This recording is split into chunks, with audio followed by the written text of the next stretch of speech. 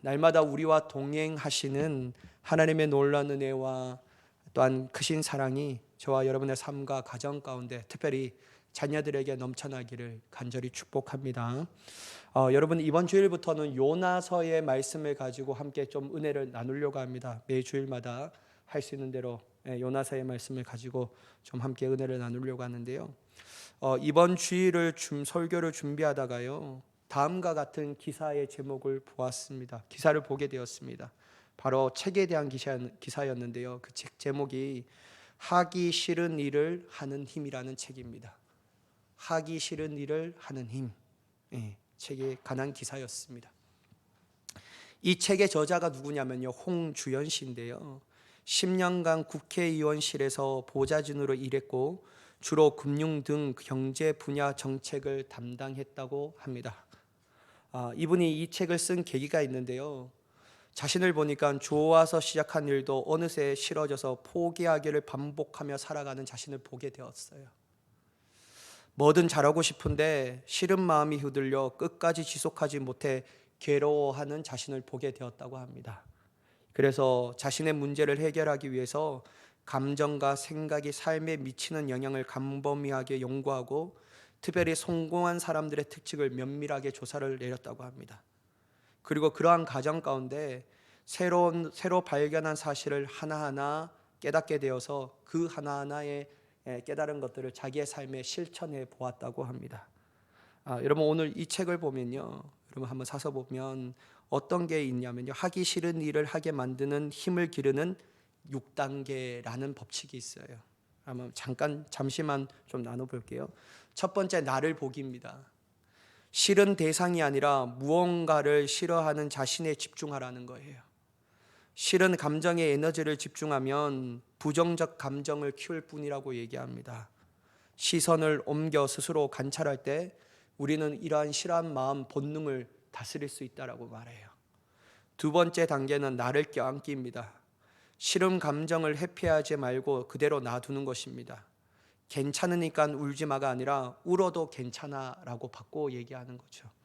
부정적 감정을 그대로 응시할 때 그것이 실체라는 사실을 깨달아 다스릴 수 있게 됩니다. 3단계는 힘은 몸에서 나옵니다. 건강과 체력은 절제력과 직결되어 있는데요. 그래서 수면이 너무 중요합니다. 수면 역시 중요하고 의식적으로 어깨에 들어간 긴장을 풀어주는 것도 권장한다고 합니다. 또한 네 번째는요, 머리 굴리지 마라, 머리 굴지 마라 라고 말해요. 불필요한 생각으로 실행을 미루지 않는 것이죠. 일단 시작해야 공포와 저항감을 다스릴 수 있다라고 말합니다. 5단계는 시스템을 조정하라. 망각하지 않을 수 있도록 잘 기억할 수 있는 환경을 조성하는 겁니다. 일기는 매우 좋은 암기의 수단이자 부정적 감정으로부터 해방될 수 있는 수단이 되기도 합니다. 그래서 일기를 쓰라고 얘기해요. 6단계는 그래도 못하겠다면, 정 어쩔 수 없다면 마감 때까지 작정하고 일을 미루는 것도 하나의 방법이 될 수 있습니다. 단 마감 때까지 그 일에 대하여 생각하는 것, 좋은 쪽으로 생각해야지만 창의적 결과를 내어놓을 수 있다고 말합니다. 그래서 이 저자는 하기 싫은 일을 힘을 가진 사람으로 변화되었다라고 말해요. 그러한 이 힘으로 일도 인간관계도 긍정적으로 변화되었다라고 말합니다. 여러분, 이 책이 흥미로운 것은 이 책 제목이 우리를 사로잡고 있기 때문이죠. 왜 그렇습니까, 여러분? 대부분 사람들도 자기가 분명히 해야 할 일임에도 알고 있지만 그 일을 피하고 거부하고 있기 때문이죠. 오늘 우리가 읽었던 본문의 말씀에 등장하는 요나도 너무 마찬가지예요. 하나님께서 분명한 말씀을 통해 요나가 해야 할 일들에 대해서 알려주었건만 그는 어떻게 했죠? 피합니다. 회피해요. 어떻게 하나님께서 친히 알려주셨는데 그 하나님인데 어떻게 그렇게 할 수 있단 말입니까? 그렇다면 여러분, 우리가 먼저 도대체 하나님께서 어떠한 일을 그에게 맡겨주셨는지, 어떠한 사명을 그에게 맡겨주셨기에 그는 피하고 거부하였을까? 이걸 한번 같이 보자고요. 2절의 말씀인데요, 한번 보실까요? 너는 일어나 저 큰 성읍 느니웨로 가서 그것을 향하여 외치라. 그 악독이 내 앞에 상달되었음이니라 하시니라. 여러분, 하나님께서 요나에게 주신 사명은요, 뭡니까? 저 큰 성읍 니느웨로 가라는 거예요. 여러분, 왜 하나님께서는 요나에게 저 큰 성읍 니느웨로 가라고 하신 것일까요? 왜냐하면요, 니느웨에 거하는 모든 사람들이 그 악독이 너무 심하여서요, 하나님이 도저히 지켜볼 수 없다라는 거예요. 그래서 심판으로 멸해야 하는데, 하나님은 멸하는 것이 목적이 아니라 그들을 살리고자 하는 겁니다. 그래서 멸하기 전에 심판이 곧 임한다라는 이 사실을 너희가 가서 얘기해서 하나님이 너희를 구원하시기를 원한다라는 그 마음을 선포하라고 얘기하는 것이죠. 그래서 여러분, 요나를 보내는 겁니다. 그렇다면 여러분, 이러한 일과 사명을 하나님으로부터 받은 요나는 어떻게 하였을까요? 앞에 말했던 것처럼 하나님께서 나에게 이러한 귀중한 생명을 주셨으니 내가 신속히 기쁨으로 가겠습니다 라고 순종하며 가셨습니까? 아니에요. 우리가 다 정답을 알고 있지 않습니까? 어떻게 했습니까? 피하고 거절하였습니다. 거부했어요. 3절의 말씀인데요, 그러나 요나가 여호와의 얼굴을 피하려고 일어나 다시스로 도망하려 하여 욥바로 내려갔더니 마침 다시스로 가는 배를 맞는지라 여호와의 얼굴을 피하여 그들과 함께 다시스로 가려고 뱃삭을 주고 배에 올랐더라. 하나님의 사명을 받은 요나는 순종하여 니느웨로 신속하는 것이 아니라 도리어 하나님의 얼굴을 피하여 니느웨가 아닌 다시스로 가기 위하여 욥바로 내려갔으며, 거기서 때마침 다시스로 곧 출발하는 배가 있기에 뱃삭을 주고 그 배에 탔다라는 거예요. 하나님의 명령과 전혀 다른 방향으로 말이에요. 한마디로 자신이 마땅히 해야 할 일을 알면서도 피하고 거부한 것이었습니다. 여러분, 요나는 어떤 사람입니까? 선지자입니다. 선지자예요. 선지자가 어떻게 이럴 수 있죠? 하나님이 그렇게 하라고 말씀하셨는데 막 감동으로 준 것도 아니에요. 여호와의 말씀이 아미떼의 아들 요나에게 임하여 이르시되라고 말해요. 하나님이 직접적으로 요나에게 말씀하셨거든요. 근데 여러분, 요나가 안 들어요. 하나님의 일을 해야 할 선지자가 도리어 하나님의 말씀에 거부하고 피하고 도망하는 선지자의 모습을 보이고 있다는 거예요. 사랑하는 여러분, 왜 요나는 하나님의 선지자였고 그리고 분명한 하나님의 사명의 말씀을 받았고 그것이 자신이 해야 할 일임에도 불구하고 그는 하지 않았을까요? 왜 피하여만 했을까요? 도대체 어떤 것이 요나에게 그런 마음을 주게 하였을까요? 여러분, 그것을 알려면요, 먼저 니느웨라는 곳이 어떤 곳인지 우리가 알아야 합니다. 니느웨. 여러분, 요나 선지자가 사역하던 그 시대에 이스라엘 주변에 강대국이 있었거든요. 그 강대국 중에 하나가 어떤 나라였냐면요, 아수르였어요. 아수르. 특별히 아수르는요, 이스라엘에게서 너무나도 잔인한 나라였습니다. 너무나도 공포스러운 나라였어요. 그래서 이스라엘 백성들에게 물으면 여러분들의 철전지 원수가 누구입니까? 그러면 다 하나같이 아수르였어요. 아수르가 철전지 원수였어요. 이스라엘 백성들은 진심으로 속히 그 나라가 망하기를 원하였습니다. 좀 망해라, 망해라. 우리를 못살게 구는 저 나라가 망했으면 좋겠다. 그리고 이미 북이스라엘은요, 벌써 아수르에게 조공을 바치고 있던 시대였다라는 거예요. 그런데 여러분, 문제가 뭐냐면 아수르라는 나라의 수도가 어디냐면요, 니느웨였다라는 거예요. 안 그래도 엄청난 애국심과 자기 동족을 사랑하는 요나였는데 그런 자신에게 원수 같은 니느웨의 구원을 위하여 하나님께서 가라고 하니까 화가 안 나겠냐라는 거예요. 이게 용납이 되겠냐라는 거예요. 미치고 팔짝 뛸 노릇이 아닙니까 이게. 쫄딱 망해도 시원찮을 그 나라인데 도대체 구원은 무엇이고 또한 회개는 도대체 무엇입니까? 이 마음이 요나의 마음 가운데 들지 않겠냐라는 거예요. 자신의 이성과 상식으로 도저히 용납할 수 없는 것이었습니다. 그리고 이러한 일을 자신에게 맡기신 하나님이 원망될 것이었습니다. 하나님, 미쳤습니까? 제가 이 일을 하게요? 그들은 나라에는 망해야 됩니다 라는 것이죠. 사랑하는 여러분, 우리가 진짜 인간적으로 생각하고 상식을 따져보자면요, 우리는 충분히 요나의 마음을 이해할 수 있습니다. 아주 100% 공감할 수 있어요. 마치 일제시대에 우리를 못살게 굴었던 그 나라의 일본에 가서 그들의 악독이 내게 상달됐으니까 내가 그 나라를 망하게 하기보다는 그 나라를 살리기를 원한다. 너가 가서 구원을 선포하라. 회개하라고 얘기해라. 이렇게 얘기하면 여러분 갈 사람이 누가 있겠냐라는 거예요. 하나님 무슨 말입니까? 저 나라가 망해야지 우리가 강복을 얻게 되는데 아니 도대체 무슨 말이냐라는 거예요. 여러분 우리의 생각으로 도저히 이건 납득이 되지 않는 일입니다. 그러니까 여러분 어쩌보면 요나의 마음도 우리의 마음이 있지 않을까라고 생각이 든다라는 거예요. 그러나 여러분 문제가 이것인데요. 우리의 이성과 상식 그리고 기준으로 요나의 행동이 이해가 된다고 해서 그가 했던 행동이 하나님 앞에서도 정당화될 수는 없다라는 거예요. 나는 이해가 되는데 내가 이해되는 것이 하나님이 곧 정당화되는 게 아니라는 거예요. 하나님 앞에는 여전히 실체가 뭐냐면요, 불순종한 요나였다라는 거예요. 자신의 얼굴을 피하여 도망갔던 요나였다라는 거예요. 이거는 변하지 않는 실제입니다. 그렇다면 여러분 우리는 이 시점에서요 깨닫게 되는 한 가지의 사실이 있습니다. 특별히 요나의 모습을 통하여 깨닫게 되는 한 가지 사실을 말입니다. 우리 또한 하나님의 말씀과 뜻을 분명히 알고 있음에도 불구하고 듣지 않고 피하고 도망치는 이유가 무엇입니까? 여러분 우리 또한 하나님의 주신 뜻을 알아요. 하나님의 마음을 안다니까요. 하나님이 이렇게 살아가는 것이 하나님이 기뻐하시다는 것을 알아요. 근데 여러분 분명히 아는데 왜 우리 또한 피하고 도망가고 거부하고 외면하는 것일까요? 왜일까요 여러분?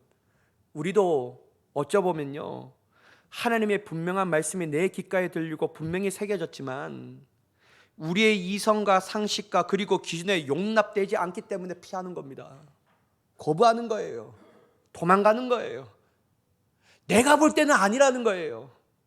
아니, 내가 볼 때는 이건 나에게 주신 말씀이 아니라는 거예요. 이렇게 하면 하나님 진짜 곤란해요 라고 하는 그 상황이라는 거예요. 그러니까 자신의 이성과 생각과 기준으로 볼 때는 절대로 하나님이 나에게 주신 말씀이 용납이 안 되는 거예요. 그러니까 여러분 피하죠. 거부합니다. 도망갑니다. 아무리 하나님 말씀이라도 우리 자신이 이해되지 않고 우리 자신을 하나님께서 설득하지 못한다면 듣지 않고 거부하게 된다는 것이죠. 여러분 제가 하나 예를 들어볼게요. 여러분 성경은 우리에게 이렇게 말씀하셔요. 데살로니가 전서 5장 16절에서 18절 말씀인데 우리가 너무나도 잘 알고 어떤 사람은 암송하는 말씀인데 한번 같이 읽어볼게요. 시작. 항상 기뻐하라. 쉬지 말고 기도하라. 범사에 감사하라. 이것이 그리스도 예수 안에서 너희를 향하신 하나님의 뜻이니라. 여러분 예수 안에 있는 우리를 향하신 하나님의 뜻이 뭐라고요? 항상 기뻐하라. 쉬지 말고 기도하라. 범사에 감사하라. 이러면 이게 하나님이 우리를 향하신 뜻이래요. 세상 사람들을 향하신 뜻이 아니라 하나님 예수 안에 있는 우리를 향하신 하나님의 뜻이라고 분명하게 우리에게 말씀하고 있습니다. 그렇다면 여러분 하나하나 따져보자고요. 항상 기뻐하라 이 구절인데요. 이 구절의 핵심 포인트가 어떤 단어이겠습니까? 저는요 기뻐하라는 단어보다 어떤 단어가 가장 키포인트냐면요 항상이라는 단어예요. always입니다.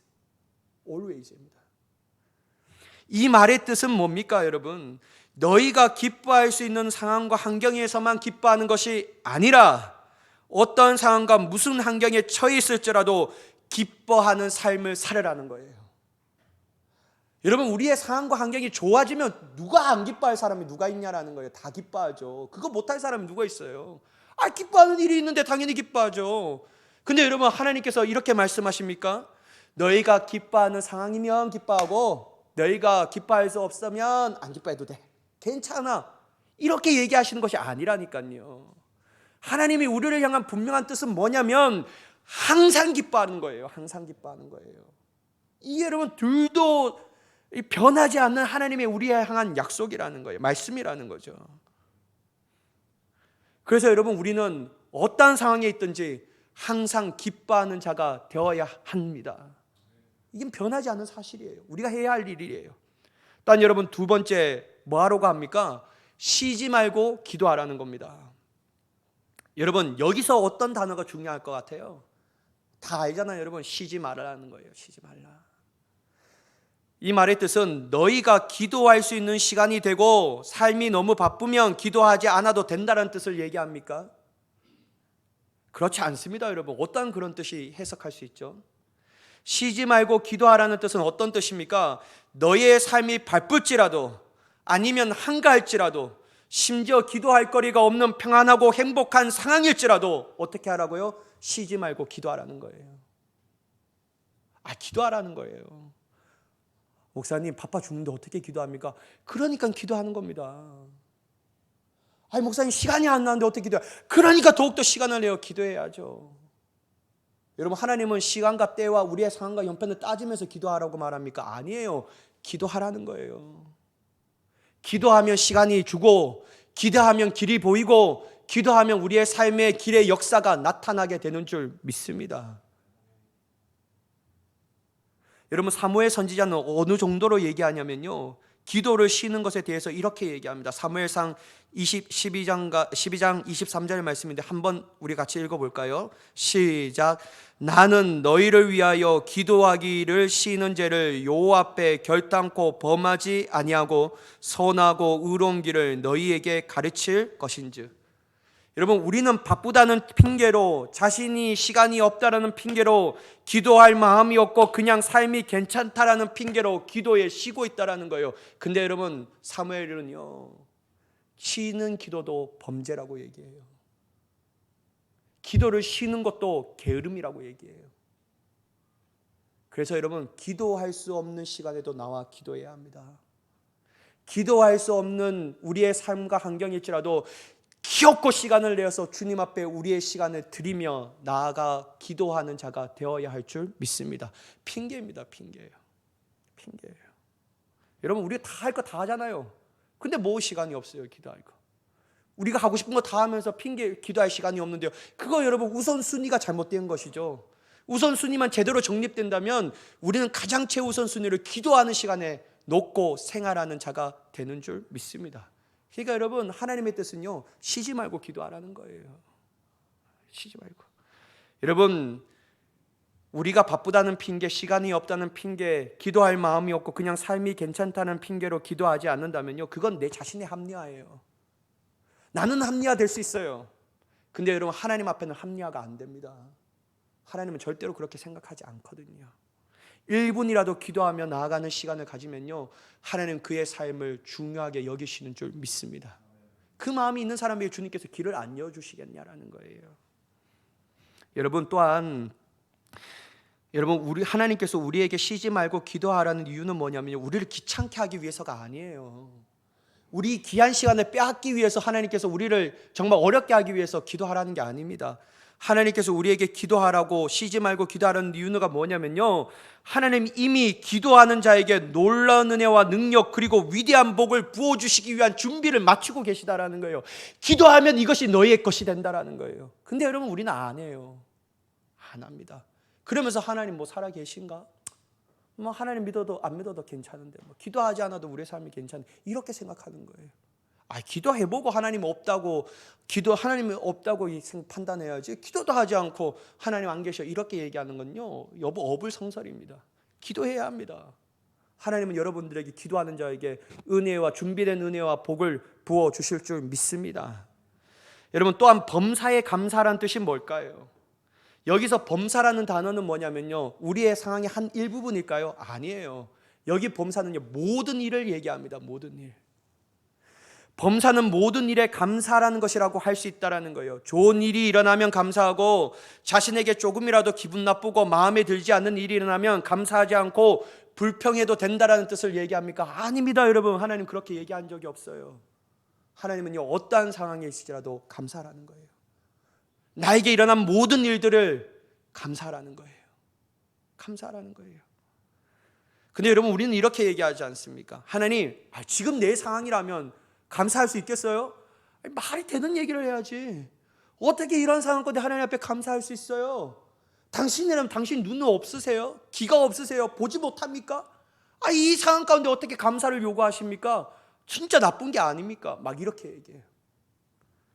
여러분, 이것도 내 자신은 합리화될 수 있어요. 근데 하나님은요, 합리화가 안 돼요. 왜냐하면 하나님은 범사에 감사하라고 말씀하시니까. 하나님이 일어난 모든 일들이 하나님께서 주신 것이기 때문에 감사할 수밖에 없는 삶을 살아가게 되는 줄 믿습니다. 사랑하는 여러분, 우리는 정말 이러한 삶을 살기를 원하십니까? 살고 계셔요. 아니요, 여러분, 저는요 이러한 삶을 100% 이렇게 살아야 된다라고 말할 자신도 없습니다. 그런데 여러분, 100%를 하나님이 요구하신다 이렇게 생각하지 않아요. 그러한 삶을 살기를 부단히 노력하고 원하는 사람을 주님이 원하시는 거예요. 진짜로 내 삶이 안 돼요. 근데 이렇게 살아야 되는데 애통하게 여기며 가슴 아파 여기며 하나님 정말 내가 그런 삶을 살기를 원합니다 라고 말하는 그러한 삶을 하나님께서 기뻐하지 않으시겠냐라는 거예요. 근데 여러분, 이런 마음도 하나도 없고 아무 생각도 없고 지금이 좋사오니 이대로만 살면 좋겠다. 여러분, 이러한 사람에게 어떻게 하나님의 은혜를 부어줄 수가 있냐라는 거예요. 아니죠. 여러분, 만약 우리가 하나님의 자녀이고 그리스도인이라면 이것은 분명한 하나님이 우리를 향한 뜻입니다. 그러기에 우리는 피하고 거부한 삶이 아닌 오직 열심으로 순종하며 나아가는 자가 되어야 할 줄 믿습니다. 그런데 여러분, 오늘 이 말씀을 보면요 참 희한한 게 있어요. 이것 때문에 우리가 참 착각에 빠집니다. 우리가 분명한 하나님의 말씀과 뜻에 피하고 거부하는 삶을 살아도 어쩌보면요 우리의 삶에 아무런 지장이 없는 거예요. 아니요, 여러분, 어떤 사람은요 도리어 잘 풀리는 것만 같은 생각이 듭니다. 그래서 이렇게 안 해도 괜찮은데 뭐, 혹은 이렇게 사는 것도 하나님께서 싫어하지 않는 것 같은데 라는 착각이 들 때가 있어요. 여러분, 오늘 말씀을 보면요 하나님의 말씀에 불순종한 요나에게 즉시로 불행이 임하는 건 아니에요. 한번 보셔요, 여러분. 여러분, 이 요나가 느니웨로 가라는 하나님의 말씀 가운데 불순종하여 어디로 가기를 원했죠? 다시스로 가기를 원했어요. 그래서 여러분, 다시스로 가려면 배를 타야 되는데 어디로 갑니까? 욥바로 내려가요. 근데 여러분, 욥바로 딱 내려가니까요 이제 곧 출발할 다시스로 가는 배가 마침내 그 앞에 딱 있는 거예요. 여러분, 우리가 이 3절의 말씀에 보면요 마침이라는 단어를 주의 깊게 봐야 합니다.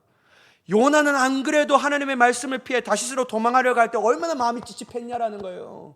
얼마나 마음이 불안했냐라는 거예요. 얼마나 무서웠겠냐라는 거예요. 근데 딱 욥바로 가니까 마침내 내가 가야 할 다시스의 배가 딱 앞에 있는 거예요. 이거 보니까요 마음이 평안해지는 거예요. 야, 불행이 아닌데? 괜찮은데? 도리어 더 잘 되는 것 같은데? 이런 마음이 막 드는 거예요. 그래서 여러분, 이 요나가 어떻게 합니까? 다시스의 배에 딱 타는 겁니다. 여러분, 우리가 하나님의 말씀에 불순종할 때 일어나는 결과의 일반적 생각은 아마 다음과 같을 거예요. 제가 한번 만약에 작가이면 이렇게 얘기할 것 같아요. 요나가 하나님의 말씀에 피해 다시스로 도망가려고 하는 욥바로 딱 내려갔는데 이제 얼마 남지 않은데 다시스로 가는 배가 눈앞에서 저기요 하는데 출발하는 거예요. 안 좋은 거잖아요. 불행이잖아요. 그죠? 이런 상황이 일어나는 게 우리의 생각입니다. 또한 여러분, 다시스로 가는 배가 딱 있었어요. 야, 이거 좋다.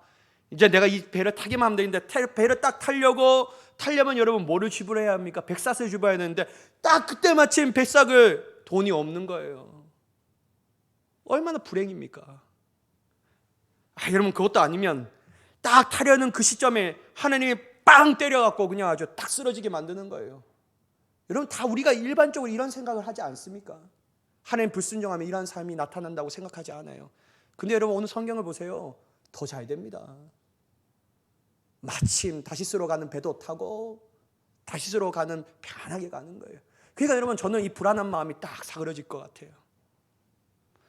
그러나 여러분, 오늘 성경에 보면요 하나님의 뜻을 피하고 거부해야 하는데 불구하고 자연스럽게 딱 자기를 위하여 마치 하나님께서 준비한 것처럼 다시스로 갔던 요나는요 그게 복이 아니었어요. 그게 요나에게 불행이었습니다. 사랑하는 여러분, 우리가 뒤에 나온 요나에 관한 이야기를 보면요 다 그렇게 생각해요. 여러분, 요나가요 딱 그 배를 타고 착 가잖아요. 그러면 어떤 생각이 들어요? 저 같으면 이런 생각이 들 것 같아요. 하나님께서 이제 내 마음을 좀 아셔서 니느웨로 가라는 것이 얼마나 요나에게 죽을 것 같은 심령이었을까? 내가 너무 무리한 걸 요구했구나, 이렇게 얘기하면서 철회한 징표로 받아들이지 않겠습니까? 그러니까 하나님이 막으시지 않으셨지. 하나님 딱 하게 하셨지. 야, 하나님 내 마음을 아셨나 봐. 하나님의 뜻을 철회했나 봐. 근데 여러분 뒤에 봐보셔요. 하나님 뜻 안 철회했습니다. 하나님 뜻을 철회하신 것도 아니고, 더구나 그러한 상황이 요나에게 복도 아니었습니다. 어쩌보면 여러분, 우리의 삶도 요나처럼 나를 향하신 하나님의 분명한 뜻, 그리고 말씀을 알고 있음에도 순종하지 않고 피하고 거부하지만 여전히 내 삶이 승승장구하는 것처럼 잘 나갈 수 있어요. 아무런 일도 일어나지 않을 수가 있어요. 평안한데 무엇이 문제야? 그냥 이렇게 살면 되지 뭐. 이런 삶을 살아갈 수 있어요. 요나처럼 엿바라 갔는데 마침 다시스 배가 빡 있는 거예요. 얼마나 잘 풀립니까? 삶이요. 사업도 잘 됩니다. 직장에서 더욱더 인정도 받아요. 사람들과의 관계도 여전히 좋아요. 몸은 여전히 건강하고 여전히 내 삶은 행복하다로 느껴집니다. 그러나 여러분, 하나님께서 요나를 향하신 뜻이 바뀌어진 것은 아니에요. 절대로 우리를 향하신 하나님 뜻도 안 바뀌어졌습니다. 여전히 하나님께서 우리를 향한 뜻은 동일합니다. 그래서 우리에게 아무런 일이 일어나지 않고 더욱더 잘 되는 것은 그 모든 상황이 우리의 복이 아니라, 여러분 들으십시오, 깊은 좌절과 절망의 문을 여는 것과 같다라는 거예요. 우리는요, 복의 길로 가는 것이 아니라 좌절과 절망의 문을 활짝 여는 삶과 같다라는 거예요. 그래서 여러분 나중에 보면 요나가 배에 빠지지 물결에 빠지지 않습니까? 사랑하는 여러분, 그래서요, 하나님의 말씀과 분명한 뜻에 불순종함에도 우리의 삶이 잘 풀리면요, 도리어 애통해야 합니다. 도리어 슬퍼해야 합니다. 슬퍼해야 돼요. 그건 잘 되는 게 아니에요, 여러분. 우리의 영혼이 더욱더 깊은 잠에 빠지는 겁니다. 우리의 영혼이 하나님 앞에 죽어가고 있다는 신호예요. 하나님의 주신 위기를 위기로 인식하지 못하는 우리의 마음이에요. 여러분, 요나도 마찬가지였어요. 봐봐요. 요나는요, 이 상황이 얼마나 심각한지 몰라요. 그냥 일이 잘 풀리니까 두려움이 아니라 평안함으로 바뀌었습니다. 천하태평이에요. 어느 정도로 천하태평이냐면요, 여러분 딱 가는데 배가 바람이 일잖아요. 배가 깨어지니까 모든 사람, 요나 빼고 모든 사람이 다 두려워 떠는 거예요. 그래서 어떻게 하면 배 살리기 위해서, 자기의 목숨을 구하기 위해서 배의 무거운 짐을 바다로 던집니다. 어떻게든지 살아보려고. 근데 여러분, 요나는 어떻게 했죠? 자고 있었어요. 여러분 한번 보셔요. 5절의 말씀인데요, 사공들이 두려워하여 각각 자기의 신을 부르고 또 배를 가볍게 하려고 그 가운데 물건들을 바다에 던지니라. 그러나 요나는 배 밑층에서 내려가서 누워 깊이 잠이 든지라. 요나 빼고는 다 알았어요. 이 상황이 위기라는 건 말이에요. 요나 빼고는 이 상황이 절대적 위기라는 순간이라는 것을 알았어요. 근데요, 요나만 모릅니다. 사랑하는 여러분, 저는 이게 큰 메시지가 우리에게 있다고 생각해요. 영적 깊은 잠에 빠지면요, 하나님께서 우리에게 주신 위기도 위기로 인식하지 못해요. 뭐 어때? 내 삶은 잘 나가고 있는데 뭘? 뭐 내가 나쁜 일이 있어야지 기도하지 뭐. 여러분, 내가 얼마나 영적 깊은 잠에 빠져 있는지 깨달아야 돼요. 그게 복이 아니에요, 여러분. 얼마나 하나님 앞에 내 영혼이 죽어가고 있는지, 얼마나 하나님의 마음도 이제 도저히 깨달지 못하는 심령이 현실이 되었는지 여러분 아파해야 합니다. 요나 빼고는 다 알았어요. 위기가 위기라는 것을 말이에요. 여러분, 우리가 그렇지 않습니까? 하나님께서는요, 각가지 상황과 환경으로 우리에게 영적 위기의 신호를 주건만 그 신호조차 알지 못하고 느끼지 못함으로 영적 깊은 잠에 빠져 있지 않습니까? 다른 사람들은 그 깊은 영적 잠에서 빠져나오기 위하여 발버둥 치고 있는데 우리만 어떻게 그렇게 천하태평인지 모르겠습니다. 아무것도 안 해요. 아무것도 안 해요. 그냥 이대로 살아도 괜찮다는 생각으로 변화되지 않고 깨지지 않는 우리의 모습을 보고 있다는 거예요. 여러분, 그거 괜찮은 거 아닙니다. 우리의 영혼이 얼마나 하나님께로부터 멀어지고 있는지 사실입니다. 우리의 영혼이 얼마나 하나님 앞에 반응하지 않는 죽은 영혼으로 가고 있는지에 대한 증거라는 거예요. 사랑하는 여러분, 깨어나야 합니다. 진짜 깨어나야 돼요. 여러분, 죽은 우리의 영혼을 깨어나야 합니다. 요나같이요, 위기를 위기로 인식하지 못하는 자가 아니라 하나님께 주신 위기를 기회로 삼는 자가 되어야 할 줄 믿습니다. 그건요, 깨어날 때 깨닫는 거예요. 여러분, 그러니까 여러분 선장이 깨우잖아요. 근데 여러분, 선장이 깨우면요 힘듭니다. 하나님이 은혜 주실 때 깨워야 합니다. 아니면요, 하나님은요 막 흔들고 깨울 때가 있어요. 그때 여러분, 우리 어떻게 되냐면 두 손 둘 발 다 들게 됩니다. 하나님이 아우, 어떡하지? 여러분, 에베소 5장 14절의 말씀인데요, 한번 같이 읽어볼게요. 시작. 그러므로 이르시기를 잠자는 자여 깨어서 죽은 자들 가운데서 일어나라. 그리스도께서 너에게 비추시리라 하셨느니라. 여러분, 하나님은요 죽은 자 가운데서 일어나라고 말해요. 여러분, 죽은 자들과 함께 잠자는 것에 만족하지 마시기 바랍니다. 그건요 죽은 우리의 심령을 얘기하는 거예요. 근데 하나님은요 그리스도의 은혜의 빛을 비추사 죽은 자들 가운데서 우리를 살리시기를 원하신 줄 믿습니다. 깨어나게 하실 줄 믿습니다. 그래서 여러분, 복음으로 우리를 비추시고 특별히 우리의 영적 깊은 잠을 깨우기 위해서 오늘 이 말씀으로 하나님께서 비춰주시기를 원하신 줄 믿습니다. 우리 모두 다 영혼의 깊은 잠에서 깨어나 하나님의 말씀과 뜻에 피하고 거부하는 신앙이 아닌 오직 순종함으로 멋지게 쓰임받는 믿음의 그리스도인이 되시기를 예수님의 이름으로 간절히 축원합니다. 기도하겠습니다. 사랑의 하나님, 잠자는 자여 깨어라 라고 말씀하시는 주님의 말씀처럼 영적인 깊은 잠에서 깨어날 수 있는 우리가 되게 하여 주옵소서. 요나처럼 분명한 뜻임에도 불구하고 내 이성과 생각과 기준으로 용납되지 않으므로 거부하고 피하는 어리석은 자가 되지 않게 하시고, 내 삶이 아무렇지 않다라는 만족감으로 인하여 더욱더 주님과 멀어져 가는 인생을 살아가지 않게 하시고, 오직 하나님 앞에 깨어 주님과 함께 동행함이 가장 큰 행복이 되게 하여 주옵소서. 그렇게 역사하실 하나님을 간절히 기대하오며 예수님의 이름으로 기도드리옵나이다. 아멘.